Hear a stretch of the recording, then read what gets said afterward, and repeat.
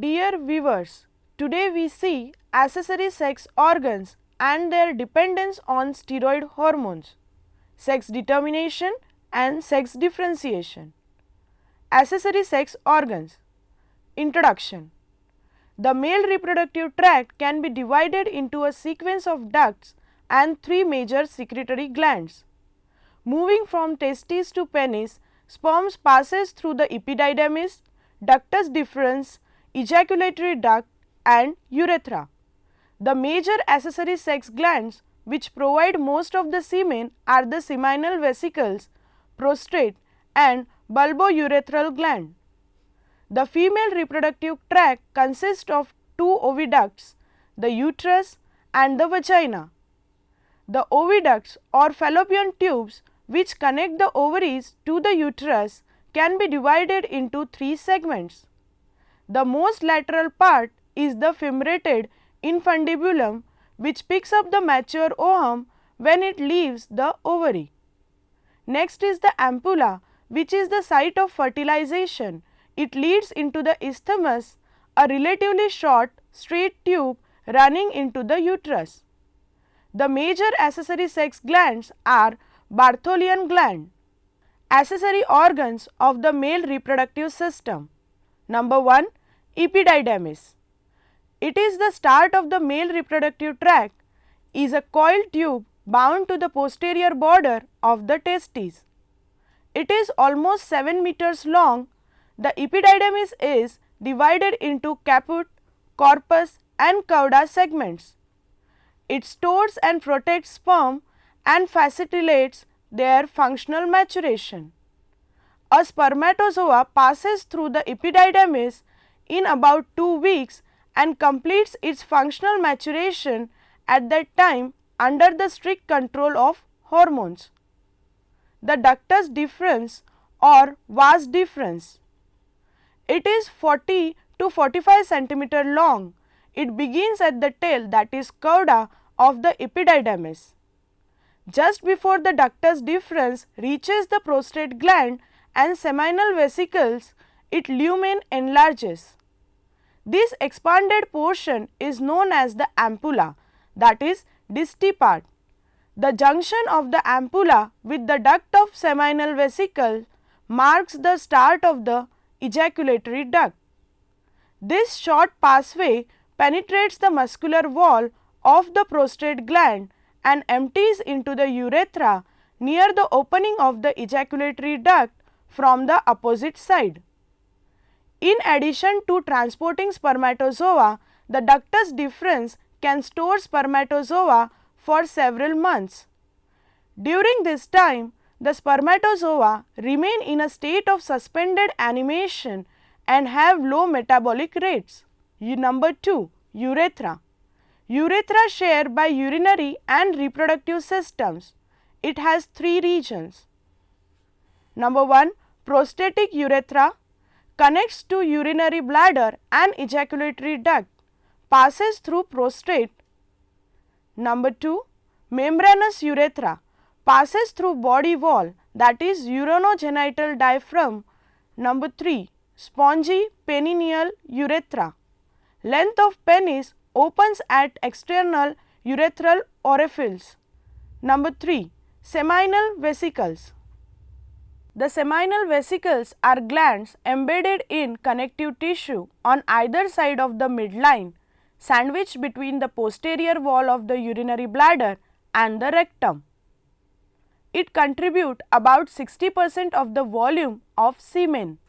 In particular, the secretion of the seminal vesicles contains higher concentrations of fructose, which is easily metabolized by spermatozoa. Number 2. Prostaglandins, which can stimulate smooth muscle contractions along the male and female reproductive tracts. And number 3. Fibrinogen, which after ejaculation forms a temporary clot within the vagina. Prostate gland.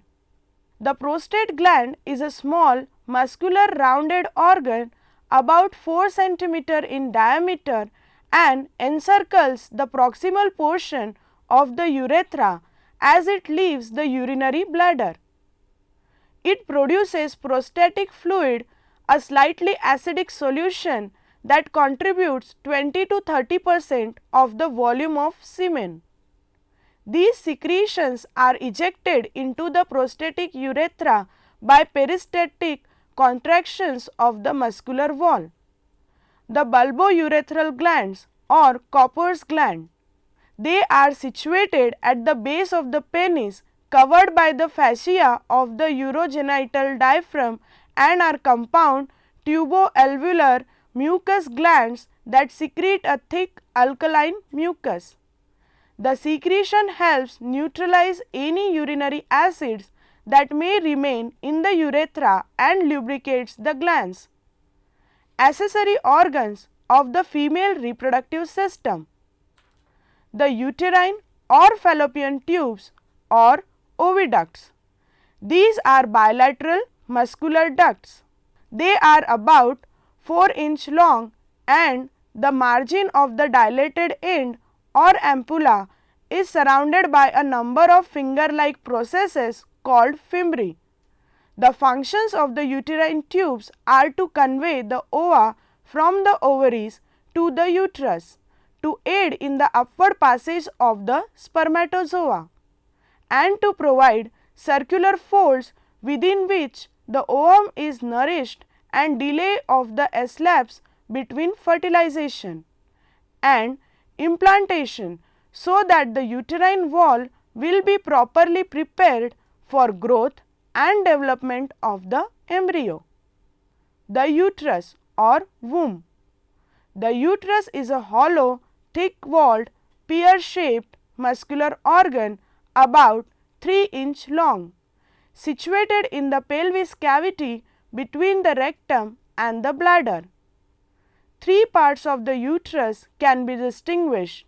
Number 1, the body with its superior expanded portion called the fundus, extending above the entrance of the uterine tubes. Number 2, the isthmus or middle slightly constricted portion.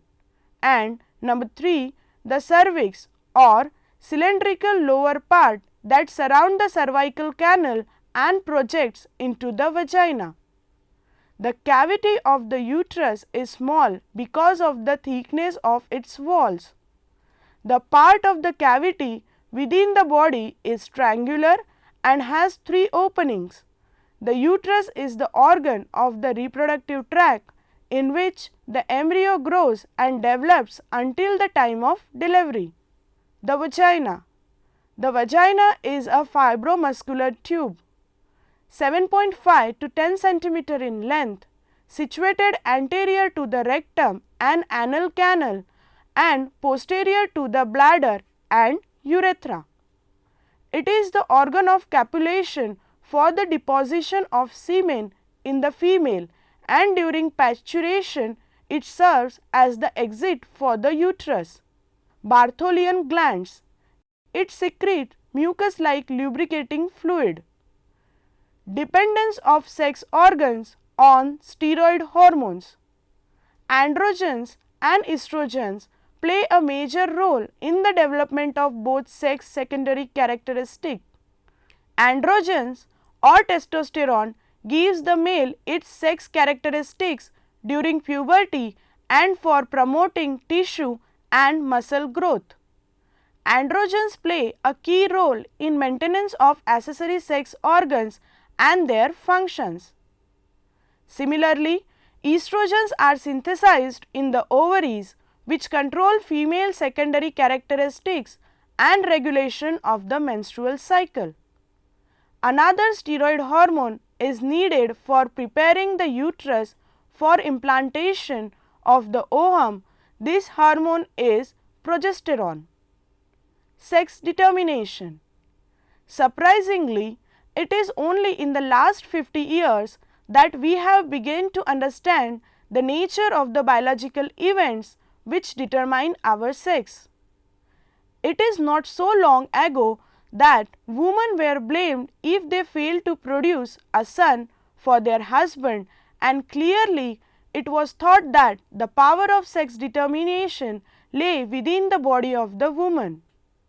Sex determination, male or female, at the biological level is determined by the presence or absence of the Y chromosome. Female is the default sex due to the absence of the Y. There are many possible sex determination mechanisms in the animal kingdom. Here we consider only chromosomal sex determination mechanism in human. Chromosomal sex determination. The basic mammalian sex determination mechanism arises from the possession of a small but important gene located on the Y chromosome.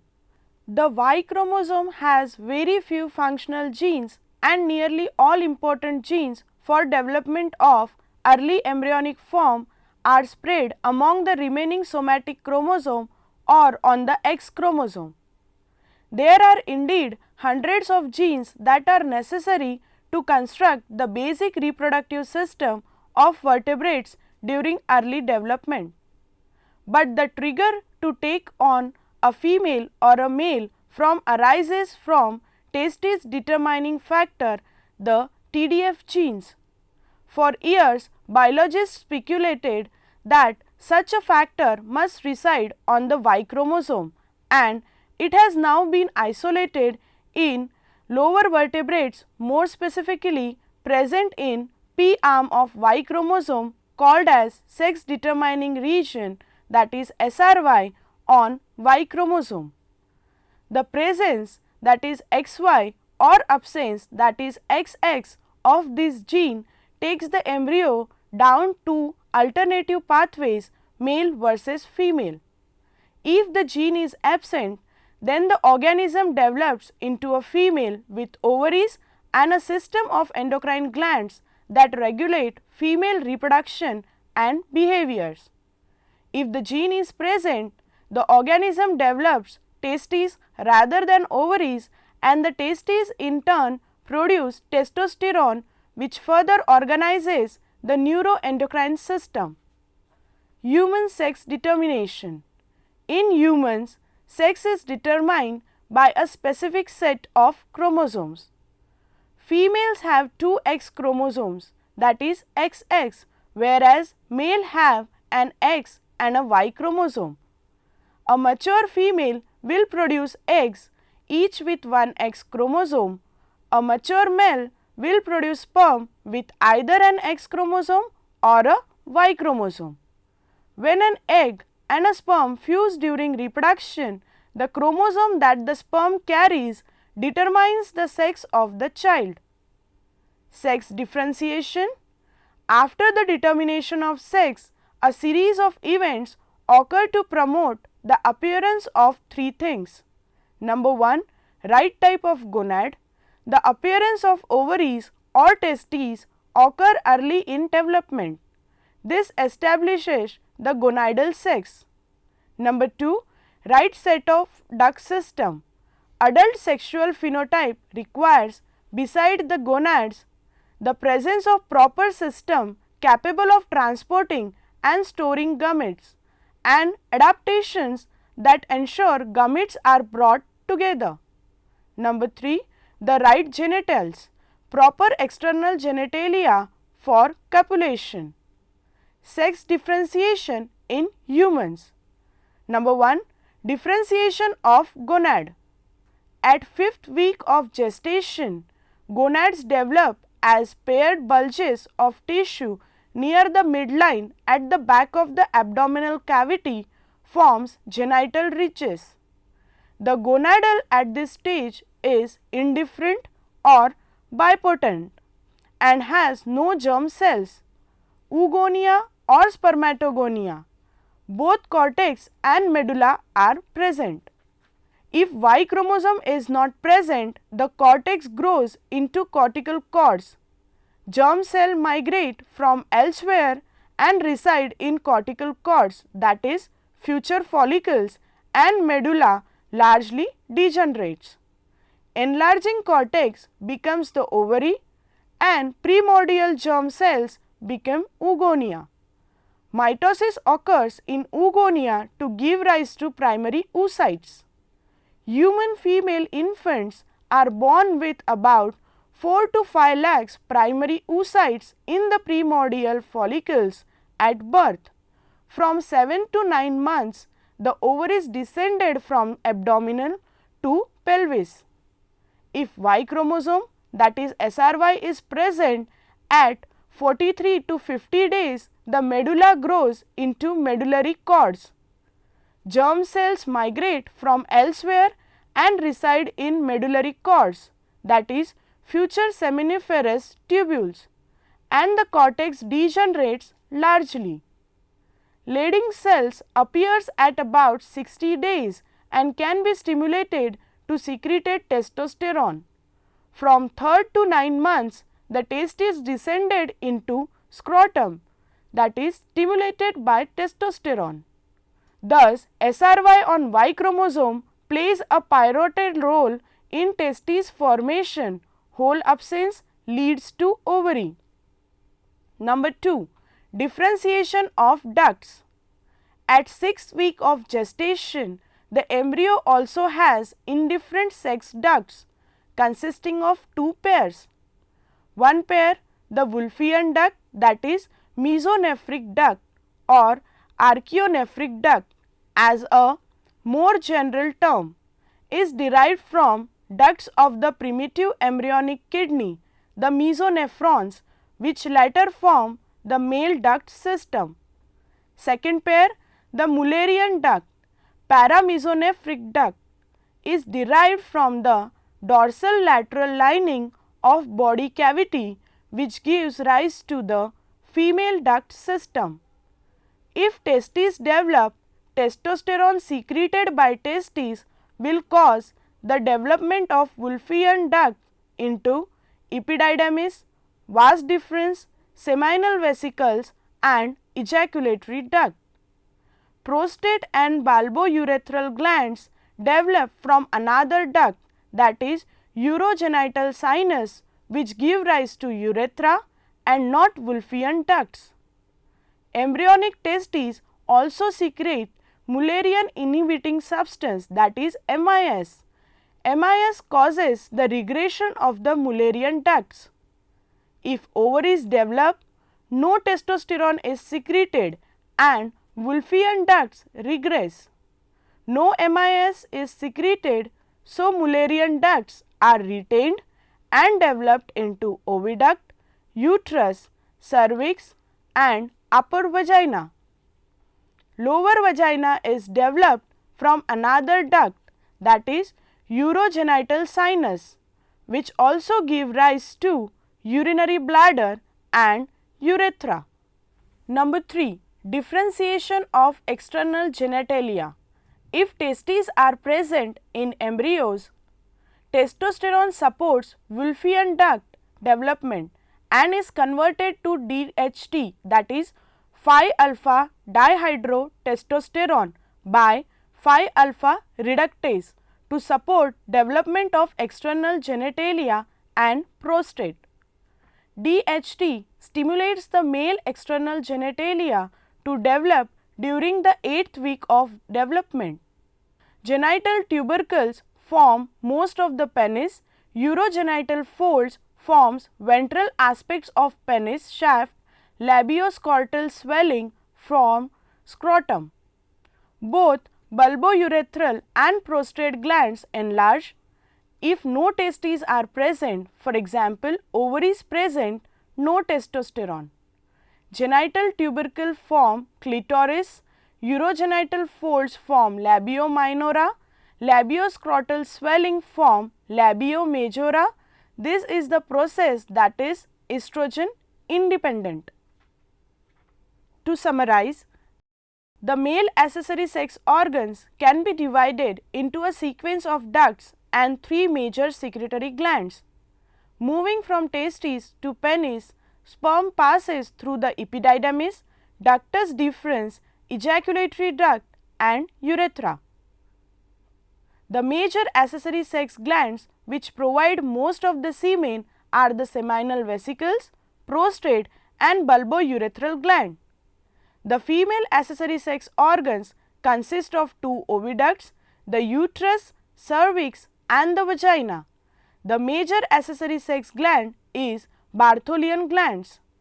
Chromosomal sex determination in humans, that is male or female, at the biological level is determined by the presence or absence of the Y chromosome, that is SRY. Female is the default sex due to the absence of the Y. After the determination of the sex, in sex differentiation, a series of events occur to promote the appearance of three things: right type of gonad, right set of ducts work, right genitalia.